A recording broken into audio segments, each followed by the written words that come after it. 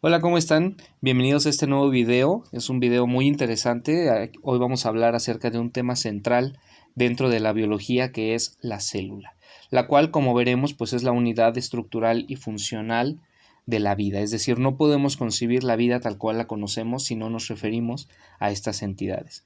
Si nosotros nos ponemos a pensar en cuáles son las características que diferencian a una entidad viva de una no viva, pues quizá lleguen a la mente, a nuestra mente, algunos conceptos como es la locomoción, el responder al ambiente, el almacenar y producir energía, entre otros, ¿no? Entonces, yo estoy seguro que les va a gustar muchísimo este video y bienvenidos. Antes de comenzar, vamos a hablar acerca de los científicos, gracias a los cuales hoy día nosotros sabemos acerca de estas células. Por su parte, el botánico Matthias Schleiden y el zoólogo Theodor Schwann hace ya pues más de 50 años, gracias a sus observaciones, ellos pudieron determinar que tanto las plantas como los animales pues estaban compuestos de estas entidades que hoy llamamos células. Más adelante, Rudolf Virchow, hace también poco más de 150 años, pues describió que todas las células provienen de una célula ancestral, ¿no? Y que por lo tanto estas células al dividirse, pues nosotros podríamos rastrear el origen común de todas las células, de tal manera que todos los organismos que habitan sobre el planeta Tierra pues están conectados. Si nosotros pensamos en organismos que quizá nos parezcan tan simples como las bacterias, los hongos o incluso las plantas, pues veremos que estamos íntimamente relacionados. No importa si pensamos en un anfibio, en un ave o en cualquier otro organismo, todos al final del día estamos conectados y tenemos un origen en común.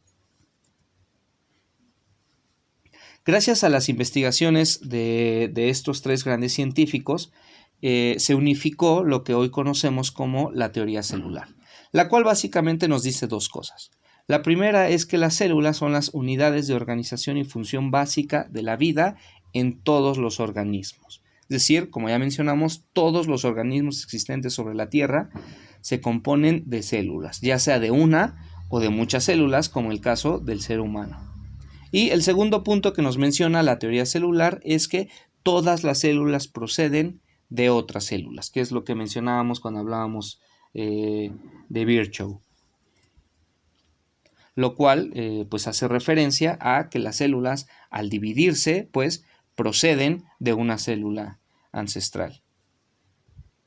Pues bien, ahora vamos a hablar acerca de la organización y en particular acerca de las características que comparten todas las células sin importar el tipo de célula de la que estemos hablando. La primera característica es que todas las células presentan una membrana celular. Y esta membrana celular es súper importante porque permite que las células se encuentren en un estado de homeostasis, que es simplemente un entorno interno que las células mantienen para poder seguir desarrollando todas sus funciones biológicas, como es, por ejemplo, el almacenamiento y la producción de energía, sin lo cual pues ellas morirían. Entonces, por ejemplo, si nosotros pensamos en nuestra piel, la piel que rodea nuestro cuerpo, pues nos daremos cuenta que esta nos aísla también del medio exterior y que además nos permite mantener condiciones internas adecuadas para nosotros. Por ejemplo, cuando nosotros salimos de viaje por ahí con nuestros papás a alguna montaña y de repente notamos que hace mucho frío, que quizá en el exterior haya unos 5 o 6 grados de temperatura, pues notaremos que nosotros seguimos pues de alguna forma calientitos, ¿no? En realidad nosotros seguimos manteniendo una temperatura relativamente constante, la cual nos permite seguir desarrollando todas nuestras funciones vitales. Y de hecho, pues si nosotros intercambiáramos rápidamente temperatura con el ambiente, pues moriríamos, ¿no? Si nosotros vamos, insisto, a estos lugares y de repente cambiáramos nuestra temperatura a unos 5 o 6 grados, pues evidentemente que moriríamos. Entonces, de forma similar a lo que hace nuestra piel, pues esta membrana de las células les permite mantener, insisto, estas condiciones que le permiten a ella desarrollar todas sus funciones vitales. Entonces, las células durante su vida expresan una gran cantidad de cambios al interior de la célula. Pueden almacenar más o menos sales, por ejemplo, pueden tener distintos niveles de pH o de temperatura a las que ellas tienen que responder.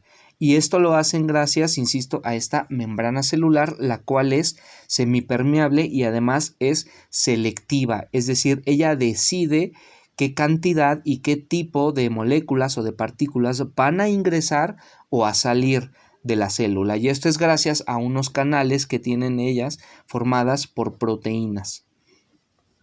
La segunda característica que comparten las células es que ellas presentan instrucciones genéticas que se encuentran almacenadas en una molécula que estoy seguro que ustedes ya conocen, que es el ADN. Entonces estas instrucciones almacenadas en el ADN le van a decir a ella qué funciones va a realizar y cuándo las va a realizar. Vamos a ver qué tan grandes o qué tan pequeñas son estas estructuras celulares de las que hablamos. Y es que en realidad al ser humano le cuesta trabajo dimensionar unidades de medida microscópicas, es decir, muy pequeñas o muy grandes. Y es por eso que te presento yo esta escala que nos va a permitir dimensionar paso a paso qué tan grandes o qué tan pequeñas son estas estructuras celulares. Del lado derecho tenemos la unidad de medida que es el metro, que es la unidad más básica y que nos sirve muy bien para dimensionar, por ejemplo, la altura del ser humano. Si a ti te preguntan cuánto mides, seguramente dirás que mides 1.50 metros o 1.60 metros dependiendo de tu altura. La siguiente unidad que nos muestran aquí es el milímetro, que como ustedes saben equivale a la milésima parte de un metro o a la décima parte de un centímetro. Esta unidad, por ejemplo, nos sirve muy bien para medir estructuras como los huevos de algunas aves, como la gallina o la avestruz, que como vemos aquí, miden poco menos de 100 milímetros, es decir, poco menos de 10 centímetros. Después tenemos algunos huevos más pequeños, como el de la rana, que llegan a medir, por ejemplo, 1 milímetro. Estas estructuras, a pesar de ser muy pequeñas, aún podemos lograr apreciarlas a simple vista. Esto nos lleva a la siguiente unidad de medida, que es el micrómetro, la cual nos va a permitir medir, es decir, es la más adecuada para medir estructuras celulares, que es precisamente lo que a nosotros nos interesa. Este micrómetro equivale a la milésima parte de un milímetro, es decir, seguimos en la misma proporción. Por ejemplo, aquí tenemos una de las células más grandes conocidas, que es el óvulo humano, que mide más o menos unos 130 micrómetros. Es decir, podríamos verlo de la siguiente forma, mide poco más de la décima parte de un milímetro. Esta célula, a pesar de ser una célula realmente grande en comparación a las demás células, pues es una estructura que nosotros no podríamos llegar a observar a simple vista y para poder observarla nosotros tendríamos que recurrir a herramientas como el microscopio, por ejemplo. Y en general las células tanto animales como vegetales, es decir, las células eucariontes, tienen un rango de medida que van de los 10 micrómetros a los 100 micrómetros. Entonces son estructuras muy pequeñas que no podemos ver a simple vista. Además tenemos otras células que son muchísimo más pequeñas como son las células bacterianas, que pueden llegar a medir 1 micrómetro. Incluso hay estructuras como los organelos celulares que se encuentran en las células eucariontes, de las cuales hablaremos más adelante, que son del mismo tamaño. Entonces estas células bacterianas, que son células procariontes, pues son células muy pequeñitas. Si seguimos hacia abajo, ingresaríamos ahora a otra escala más pequeña que son los nanómetros. En este caso, 1 micrómetro equivaldría a otra vez 1000 nanómetros. Esta escala es todavía más pequeña y en esta escala encontramos estructuras como por ejemplo los virus de la gripe o estructuras todavía más pequeñas como son moléculas como las proteínas o los lípidos. Pues bien, como ya habíamos visto en el video anterior acerca de los niveles de organización biológica, existen dos tipos de células. Las células eucariontes que se caracterizan por tener núcleo celular, es decir, una estructura que puede almacenar el ADN y esto permite que las células no lo tengan disperso en el citoplasma, como sería el caso de las células procariontes, en donde no hay un núcleo. De hecho, el término procarionte significa antes del núcleo, mientras que el término eucarionte significa verdadero núcleo. Entonces, muy importante recordar, las células eucariontes presentan un núcleo, mientras que las células procariontes no lo tienen. Veremos más adelante otras diferencias, pero esta es la más característica. Además de que, como ya vimos, pues las células eucariontes son considerablemente más grandes que las células procariontes.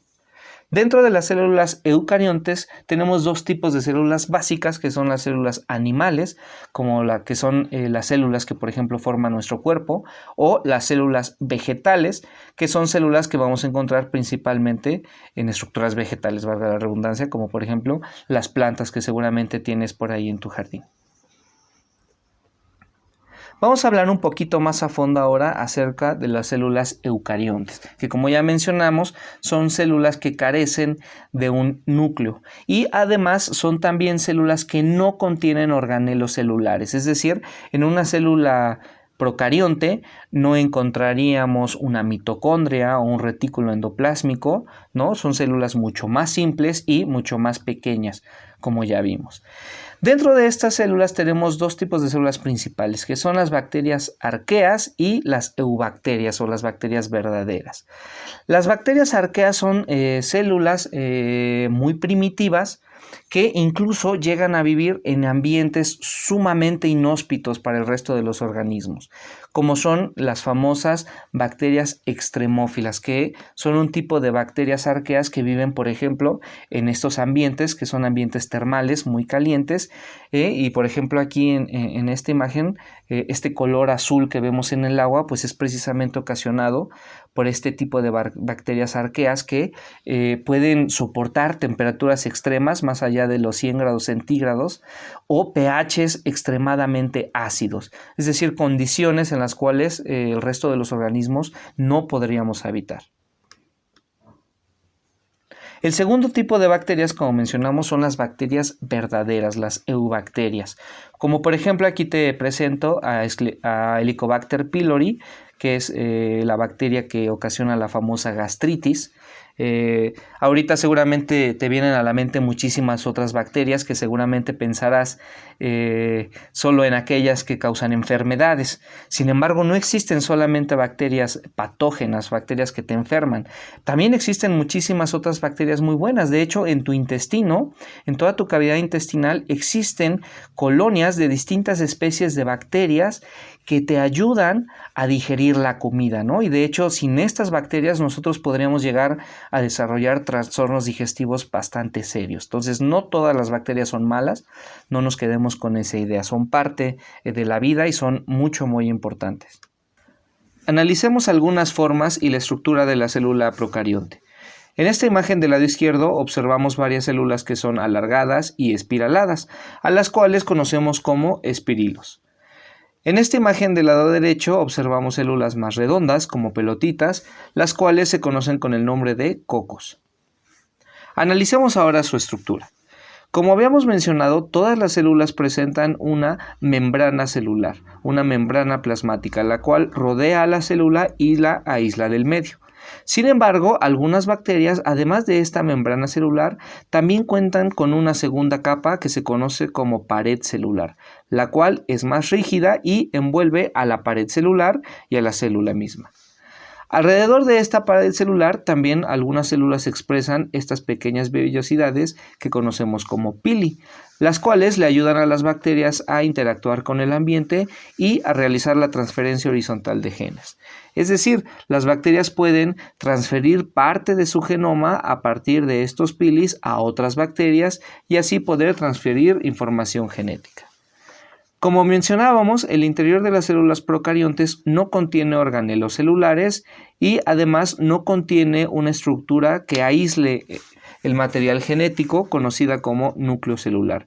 En este caso, el ADN se encuentra localizado en una región parcialmente central de la célula y se encuentra completamente inmersa en el citoplasma. Además, también podemos encontrar algunas estructuras como los ribosomas que se encargan de sintetizar proteínas. Además, también algunas células presentan esta estructura alargada que vemos aquí, que conocemos como flagelo, el cual le sirve para la locomoción. Algunas células procariontes son también fotosintéticas. Esto no es exclusivo de los organismos eucariontes. En este caso, como mencionábamos, pues las células no tienen organelos celulares, por lo tanto, no pueden producir energía a partir del sol mediante el uso de cloroplastos. En lugar de esto, las bacterias tienen membranas que tienen pigmentos fotosintéticos que les permiten realizar esta función. Analicemos ahora las células eucariontes. Estas estructuras celulares presentan un núcleo celular, el cual almacena ADN y lo mantiene aislado del resto del citoplasma. Contienen además organelos celulares que realizan distintas funciones que permiten el mantenimiento y funcionamiento de las células.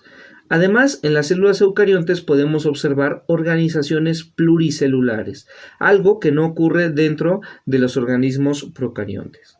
Existen dos tipos de células. Por un lado tenemos la célula vegetal, que como observamos en esta imagen presenta una gran vacuola central, la cual les permite a las células almacenar una gran cantidad de agua. Recordemos, si a nosotros los organismos animales nos da un poco de sed, pues simplemente nos levantamos en busca de un poco de agua para saciar nuestra sed. Sin embargo, los organismos vegetales no pueden realizar esta función y por lo tanto necesitan de una estructura que les permita almacenar agua para consumirla gradualmente. Además, estas células también se caracterizan por ser fotosintéticas. Esto es la capacidad de producir energía a partir de la energía solar. Y esto sucede gracias a los organelos que presentan estas células, que se conocen como cloroplastos, los cuales presentan pigmentos fotosintéticos que le permiten a la célula realizar esta función. Otra característica muy importante de las células vegetales es la presencia de una pared celular.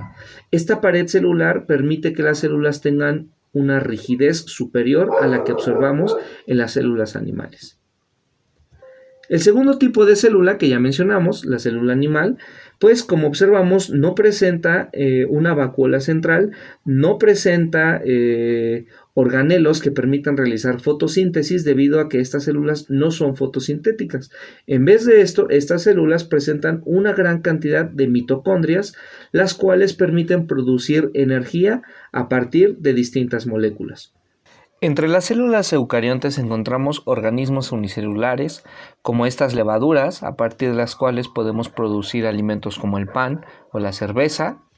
Tenemos también este paramecio, que se caracteriza por estar rodeado por una gran cantidad de cilios que le permiten moverse a través de un medio acuoso.